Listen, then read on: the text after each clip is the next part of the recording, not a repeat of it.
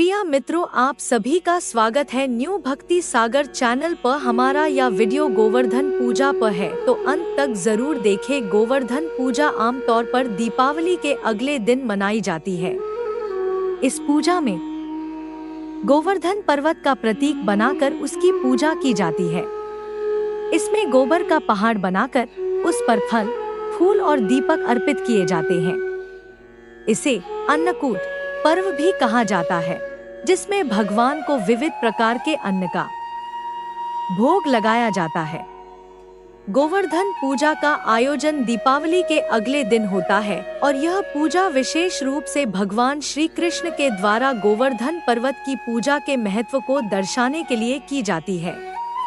इस पर्व का इतिहास द्वापर युग से जुड़ा है और इसके पीछे एक रोचक पौराणिक कथा है।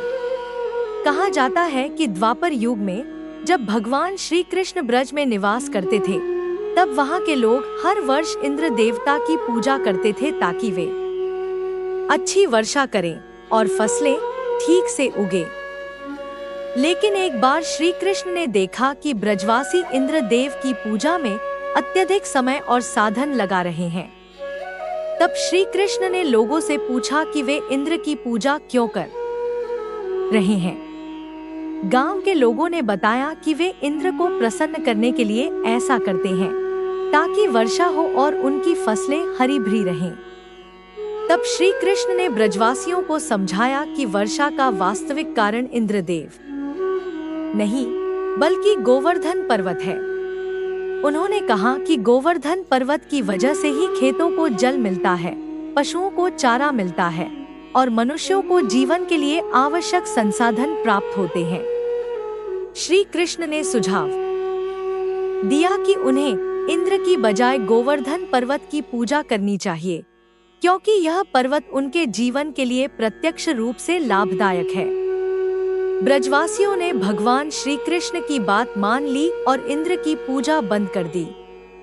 उन्होंने गोवर्धन पर्वत की पूजा करनी शुरू कर दी और वहां पर भोजन का एक बड़ा भोग अर्पित किया, जिसे अन्नकूट कहा गया। इससे इंद्रदेव क्रोधित हो गए और उन्होंने ब्रजवासियों को सबक सिखाने के लिए भारी वर्षा शुरू कर दी। लगातार वर्षा से ब्रज में बाढ़ जैसे हालात बन गए और लोगों की जानमाल को खतरा होने लगा। ऐसे समय में भगवान श्री कृष्ण ने ब्रजवासियों की रक्षा करने का निर्णय लिया। उन्होंने अपनी छोटी अंगुली पर गोवर्धन पर्वत को उठा लिया और सभी ब्रजवासियों को उसके नीचे शरण लेने के लिए बुला लिया। 7 दिनों तक भगवान श्री कृष्ण ने गोवर्धन पर्वत को उठाए रखा और इंद्र के प्रकोप से सभी की रक्षा की। इंद्र देव ने देखा कि श्री कृष्ण एक साधारण बालक नहीं, बल्कि स्वयं परमेश्वर हैं और उन्हें अपनी गलती का एहसास हुआ। उन्होंने भगवान श्री कृष्ण से माफी मांगी और वर्षा बंद कर दी। इस घटना के बाद से ही गोवर्धन पूजा का महत्व बढ़ गया। इस दिन को याद करते हुए हर वर्ष दीपावली के अगले दिन गोवर्धन पूजा की जाती है। लोग गोबर से गोवर्धन पर्वत का प्रतीक बनाते हैं, उसकी पूजा करते हैं और अन्नकूट के रूप में विभिन्न प्रकार के पकवान और मिठाइयाँ अर्पित करते हैं। इसे प्रकृति के प्रति आभार व्यक्त करने का पर्व भी माना जाता है, जो हमें जीवन के आवश्यक संसाधनों का महत्व सिखाता है। गोवर्धन पूजा का महत्व न केवल भगवान श्री कृष्ण की शक्ति का प्रतीक है, बल्कि उनके पशुओं और प्रकृति के प्रति प्रेम को भी दर्शाता है। भगवान श्री कृष्ण का जीवन हमें सिखाता है कि सभी जीव जंतु और प्रकृति हमारे लिए अत्यंत महत्वपूर्ण है। इस पूजा के पीछे की कहानी उनके गहरे पशु प्रेम और प्रकृति के संरक्षण की भावना को उजागर करती है। कथा के अनुसार जब भगवान श्री कृष्ण बालक थे, तब वे गोकुल और वृंदावन में ग्वालबालों के साथ मिलकर गायों को डोट चराने का कार्य करते थे।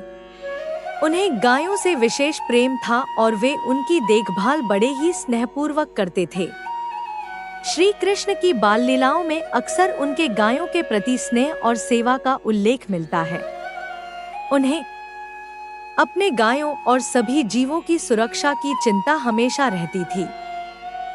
जब ब्रजवासी हर वर्ष इंद्रदेव की पूजा करते थे ताकि अच्छी वर्षा हो और उनकी फसलें हरी भरी रहें, तब एक बार भगवान श्री कृष्ण ने उनसे पूछा कि वे इंद्रदेव की पूजा क्यों करते हैं। ब्रजवासियों ने बताया कि वे ऐसा इंद्र को प्रसन्न करने के लिए करते हैं ताकि वर्षा हो और उनकी गायों के लिए घास उगे, खेतों में फसलें उगे और जीवन सुखमय बने। श्री कृष्ण ने कहा कि असली सहायता उन्हें गोवर्धन पर्वत से मिलती है। गोवर्धन पर्वत उनके पशुओं के लिए चारे का स्रोत था और इसकी वादियों में हरी भरी घास और पौधे होते थे जो पशुओं के लिए भोजन के रूप में काम आते थे। साथ ही गोवर्धन पर्वत की जड़ से निकलने वाली नदियों और झरनों से उन्हें पीने का पानी मिलता था। श्री कृष्ण ने समझाया कि इंद्रदेव की पूजा के बजाय उन्हें गोवर्धन पर्वत की पूजा करनी चाहिए, जो उनकी गायों और अन्य पशुओं के लिए जीवनदायिनी है। ब्रजवासियों ने भगवान श्री कृष्ण के सुझाव को मान लिया और इंद्र की पूजा बंद करके गोवर्धन पर्वत की पूजा शुरू कर दी। उन्होंने गोवर्धन की गोबर से मूर्ति बनाकर उस पर अन्नकूट का भोग लगाया और अपनी गायों के लिए बेहतर चारा और जल की प्रार्थना की। इंद्रदेव इससे क्रोधित हो गए और उन्होंने भारी वर्षा भेज दी ताकि ब्रजवासियों को सजा दी जा सके। भयंकर वर्षा के बीच जब सभी ब्रजवासी और उनके पशु डरे हुए थे, तब भगवान श्री कृष्ण ने अपने प्रेम और करुणा का परिचय देते हुए गोवर्धन पर्वत को अपनी छोटी अंगुली पर उठा लिया। उन्होंने ब्रजवासियों और उनके पशुओं को पर्वत के नीचे शरण दी और 7 दिनों तक उन्हें सुरक्षित रखा। उनकी इस करुणा ने सभी को दिखाया कि श्री कृष्ण के लिए उनके पशु और प्रजा कितने महत्वपूर्ण हैं। इस घटना के बाद इंद्रदेव ने श्री कृष्ण के पशु प्रेम और सहनशीलता को समझा और उनसे माफी मांगी। उन्होंने वर्षा बंद की और सभी ब्रजवासियों ने श्री कृष्ण की जय जयकार की। गोवर्धन पर्वत का यह पर्व तब से लेकर आज तक मनाया जाता है और लोग अपने पशुओं के प्रति प्रेम और प्रकृति के प्रति कृतज्ञता को दर्शाने के लिए इसे मनाते हैं। गोवर्धन पूजा में गायों और अन्य पशुओं का विशेष महत्व है। इस दिन लोग अपनी गायों को सजाते हैं, उन्हें अच्छी तरह से नहलाते हैं और विभिन्न प्रकार के पकवान खिलाते हैं। यह पूजा हमें यह सिखाती है कि हमें अपने पशुओं और प्रकृति का सम्मान करना चाहिए, क्योंकि यही हमारे जीवन के आधार हैं। भगवान श्री कृष्ण के द्वारा गोवर्धन पर्वत उठाने की यह कथा हमें प्रकृति और पशु प्रेम का महत्व सिखाती है और इस दिन हम उनके प्रति अपनी कृतज्ञता व्यक्त करते हैं। चैनल पर नए आए तो सब्सक्राइब कर दीजिए और वीडियो को लाइक कर दीजिए और अपने दोस्तों और सबको शेयर करिए। धन्यवाद देखने के लिए वीडियो।